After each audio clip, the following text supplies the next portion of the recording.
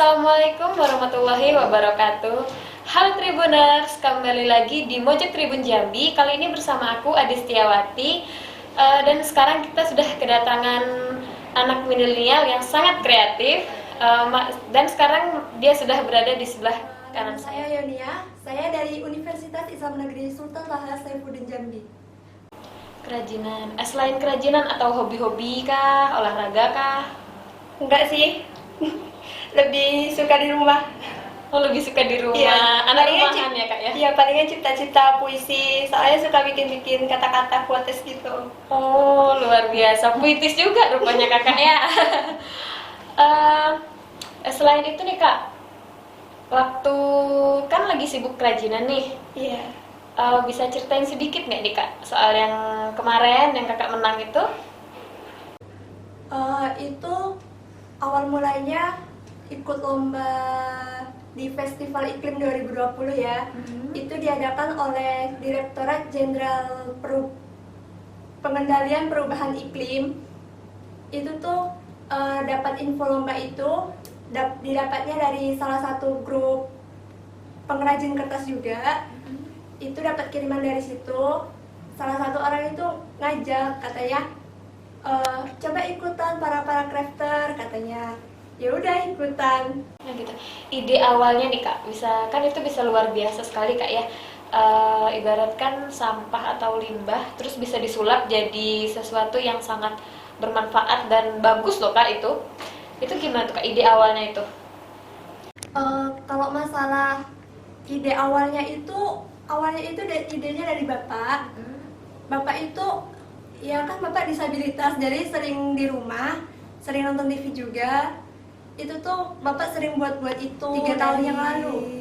Dari 3 tahun yang lalu itu, dari pertama buat itu saya ikut ngebantu juga. Jadi itu seperti bagi-bagi tugas. Oke. Nah, itu kan semenjak saya kelas 2 SMA. Kelas 2 SMA itu cuma ngebantu-bantu, misalnya di waktu kosong kan dibagi waktu juga dengan sekolahnya, ngerjain tugasnya. Jadi nggak sepenuhnya full ngebantu. Pas full ngebantu itu pas masa pandemi ini kan belajarnya itu dari rumah. Jadi kan bisa nyambi. Maksudnya itu bisa Sampingan. iya sambilan. Kan kuliahnya dari rumah, jadi itu kan nggak ke kampus. Gitu. Itu apa aja tuh kak yang sudah dihasilkan tuh kak? Yang dihasilkan itu ada tempat tisu, tempat air mineral, itu toples kue, toples permen ada juga, tempat tisu kecil ada juga. Iya, terus pernah buat pot bunga sudut. Pot bunga sudut. Pot bunga Buat sudut. di ruangan-ruangan sudut-sudut Iya. gitu. Gitu.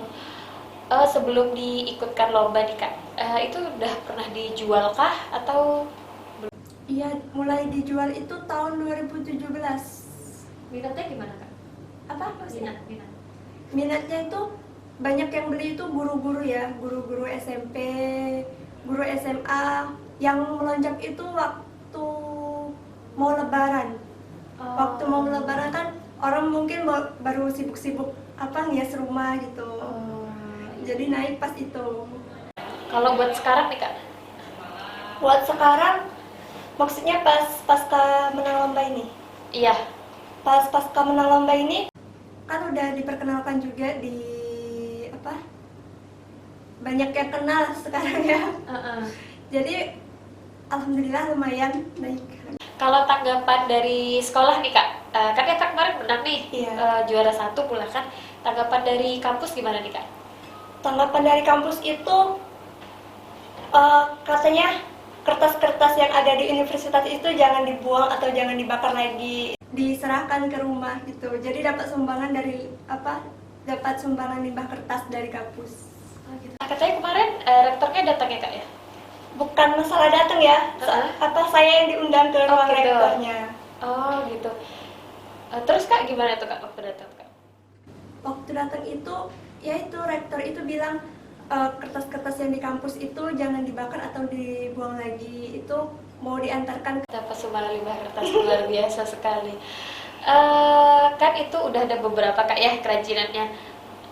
Berikutnya nih Kak, apakah ada bakal kerajinan baru kah? Atau seperti apa Kak? Rencananya itu kalau sekarang masih ngalir aja ya, masih ngikutin pesanan-pesanan orang. Kalau untuk kedepannya siapa tahu dapat inspirasi baru mau buat lagi gitu. Sekarang belum ada ya, masih ngerjain pesanan-pesanan orang aja. Untuk pembuatan kerajinan itu sendiri nih Kak, itu gimana tuh Kak prosesnya Kak? Prosesnya itu kertas HVS kan misalnya bekas soal ujian gitu, lembar jawaban ujian. Nah itu tuh dipotong dulu, misalnya dibagi 2 atau dibagi 4. Itu tergantung fungsinya nanti untuk apa. Jadi itu tuh proses awalnya itu pemotongan kertasnya dulu, baru nanti digulung, baru dibuat, kan udah digulung ada berapa batang gitu kan. Nah itu dibuat kerangka sesuai ukurannya itu ya terserah kita mau buat apa, misalnya mau buat kotak tisu ada ukurannya sendiri gitu. Abis dibuat kerangka itu dibuat jari-jari ya, luarnya itu dibuat jari-jari, itu masih dengan yang batangan kertas tadi. Abis itu baru dijalin dianya, dijalin, baru nanti supaya kuat itu dilem fox semua, baru finishingnya itu di pelitur. Pengerjaannya itu karena bagi-bagi tugas ya, ada bapak misalnya yang kerangka, saya itu ngejalin, itu tergantung kemauan sendiri aja. Misalnya capek ya udah gitu. Itu pernah buat dikejar target itu buat kotak tisu kecil itu 7 hari selesai. Kemudian limbah kertas. Ke depan nih Kak, apakah ada planning buat limbah-limbah yang lain kah? Seperti kan yang paling banyak sekarang limbah botol ya Kak ya, kayak limbah botol sama plastik ya. Apakah ada plan bakal ke situ nih Kak? Kalau rencananya ada sih untuk kresek ya. Saya di rumah itu saya juga pernah buat bunga dari kantong kresek, namun nggak berjalan. Yang berjalan itu kertas. Yang kantong kresek itu cuma iseng-iseng aja buatnya untuk penghias rumah aja. Harapan Kakak nih Kak ke depan nih Kak? Harapan ke depannya itu ya, limbah itu kan nggak semuanya terbuang ya, bisa juga menjadi uang kan. Kita manfaatkanlah yang tersisa itu menjadi yang berguna. Tujuan Kakak ke depan nih Kak sebagai pengrajin limbah apa nih Kak? Tujuannya teman mahasiswa itu di dalam satu kelompok itu ada pelatihan untuk membuat kerajinan itu. Jadi ya harapannya itu bisa membagi ilmu ke orang lain gitu. Nggak bisa kerja sendirian dengan limbah sebanyak itu, jadi harus kerjasama gitu. Ada pelatihan maunya sih.